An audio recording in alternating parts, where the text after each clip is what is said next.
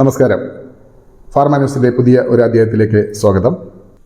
കുട്ടികൾക്ക് ചുമമരുന്ന് വിൽക്കുന്നത് നിയന്ത്രിച്ചുകൊണ്ട് drugs controller ഒരു പുതിയ നിർദ്ദേശം ഇറക്കിയിട്ടുണ്ട്. ആ നിർദ്ദേശത്തിൻ്റെ സാരമായ ഭാഗങ്ങൾ ഞാനൊന്ന് വായിക്കാം. കുട്ടികളിൽ ചുമമരുന്നുകൾ, കഫ് സിറപ്പുകൾ അനിയന്ത്രിതമായ ഉപയോഗം മൂലം ഉണ്ടാകുന്ന ആരോഗ്യ പ്രശ്നങ്ങളെ തുടർന്ന് സംസ്ഥാന ഡ്രഗ്സ് കൺട്രോളർ കർക്കശ നിർദ്ദേശങ്ങൾ പുറപ്പെടുവിച്ചു. ഡയറക്ടർ ജനറൽ ഓഫ് ഹെൽത്ത് സർവീസിന്റെ പുതിയ സർക്കുലർ അനുസരിച്ച് 2 വയസ്സിന് താഴെയുള്ള കുട്ടികൾക്ക് ചുമയോ ജലദോഷത്തിനായോ മരുന്നുകൾ ഉപയോഗിക്കരുത്. അത് കാരണം കൊടുക്കാനും പാടില്ല. മെഡിക്കൽ സ്റ്റോറുകളിൽ നിന്നും അത് വിൽക്കാനും പാടില്ല. ഡോക്ടറുടെ പ്രത്യേക നിർദ്ദേശം പ്രകാരം അല്ലാതെ ഇത്തരം മരുന്നുകൾ നൽകുന്നത് അപകടകരമാണെന്ന് മുന്നറിയിപ്പിൽ പറയുന്നു. അതുപോലെ 5 വയസ്സിനോട് താഴെയുള്ള കുട്ടികൾക്ക് ഇത്തരം മരുന്നുകൾ നൽകുമ്പോൾ അതിൻ്റെ അളവും, അതായത് ഡോസും ദൈർഘ്യവും ഡ്യൂറേഷനും ഡോക്ടറുടെ കർക്കശ മേൽനോട്ടത്തിൽ മാത്രമേ നിശ്ചയിക്കാവൂ എന്നും സർക്കുലറിൽ പറഞ്ഞിട്ടുണ്ട്.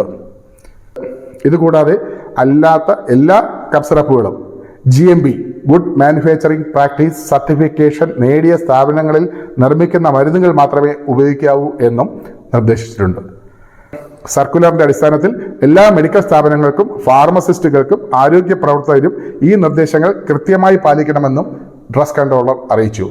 ഇത് ഒരു ഓർഡറായിട്ട് തന്നെ ഇറക്കിയിട്ടുണ്ട്.